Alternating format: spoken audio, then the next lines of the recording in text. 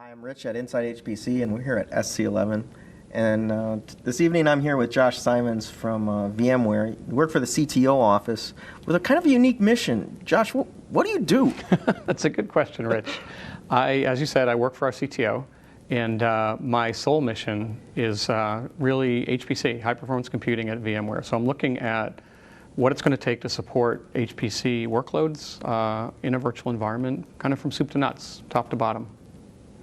Now, when you first bring this up to people, do they just kind of chuckle, like, why would you do HPC and virtualize it? It's going to run slowly. That's why we do HPC. You know? Exactly. In fact, what people usually say is, why do I want more software between me and the hardware, right? And I think there are actually some misconceptions there. So if you look at the current generations of hardware, and you look at the work that the virtualization community has done to deliver virtualization capabilities, if you look at straight line code, it runs at full speed on the hardware. There's no emulation going on. There's nothing going on except the code's running straight line. So it runs essentially at full speed.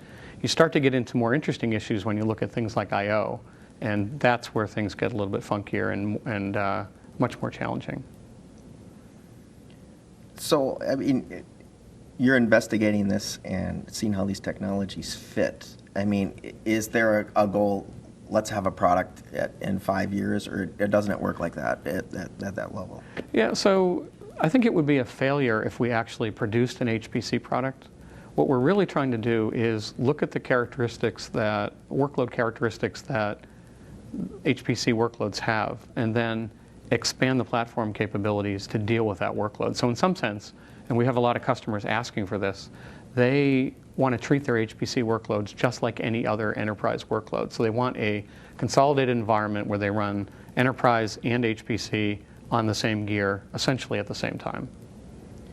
So in theory, right, there's a lot of features. The enterprise has embraced virtualization in a big way, obviously, right? You guys are big. That's right. I think we're about 80% of the virtualization workload, virtualized workload is running on VMware. And the VMware, just your conference is like twice the size of supercomputing, isn't it? I think it's about the same size as supercomputing. Okay. I was amazed when I went there. As you know, I'm from the HPC community, 20 years, both at Thinking Machines and Sun. So I was amazed to see the size of that conference.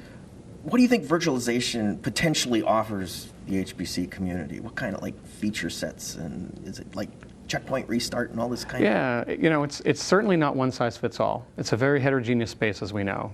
Everything from sort of single process apps up to very, very large scale MPI applications. Resiliency, so checkpointing is certainly one. The ability to dynamically move your workload for power management, potentially for proactive resiliency. The ability to move workload around after you've placed it. If you think about the way things work currently with workload managers, you place the job and it sits there until it finishes, or you kill it, or it fails. The ability to move things dynamically allows you to actually bin pack your applications, your jobs in much more effectively on say, a compute cluster. So there are actually several more as well. Value props, but again, they're not sort of one size fits all. Sure. So what about in terms of an exascale system? Because I was just thinking about what you were saying there. Like, boy, that would be quite useful for a monumental system of that kind of size to have some of those features, wouldn't it? Yeah, exactly. And we've talked to some of the national labs, and they actually, some of the research groups there are actively looking at virtualization for HPC. And really the list of value props that we've come up with for enterprise and for mid-range HPC is essentially the same list of value props that they echo back to us. And especially, as you're sort of alluding to, at the exascale, with the failure rates that they're going to be having on the hardware, some way of dealing with resiliency. It's certainly not going to be the whole answer. I think there are algorithmic requirements. They're going to be top to bottom efforts to improve the resiliency of these systems, but virtualization could play a role there. Yeah. So Josh, you've been investigating this a while, and you were talking about some new features and things that have been tested. What's going on in that space? Yeah, so a couple of things I'd point to that I think HPC people would be interested in. So the latest release has two new features. We've increased the size of a virtual machine, so we can have up to 32 virtual CPUs in a single virtual machine and up to 1 terabyte of memory. So that starts to look pretty interesting for, say, OpenMP applications. that you want to run at some scale. And we have actually published a paper this past summer that showed scaling numbers up to 64 virtual CPUs and larger memory. So you can see over time that will be increasing. The other thing that we introduced is a virtual NUMA capability. And that is the ability to let a NUMA topology of your underlying hardware actually shine through into the virtual machine, so that Linux or whatever operating system you can use, or say the OpenMP runtime, now have an ability to understand what that physical topology looks like, so they can do optimizations as well. So for multi-socket VMs, that is a really big deal in terms of maintaining performance parity with native. So I'd point at those as two particularly interesting things for HPC. So what about InfiniBand? Because Yeah. VMware, okay, Why not, we're in right? room. Yeah. VMware does not support InfiniBand, and Right. you know this is the HPC world. What's going on with that? Yeah, sure. So we actually have a pretty nice ongoing partnership with Mellanox on the enterprise side for storage connectivity, et cetera, et cetera.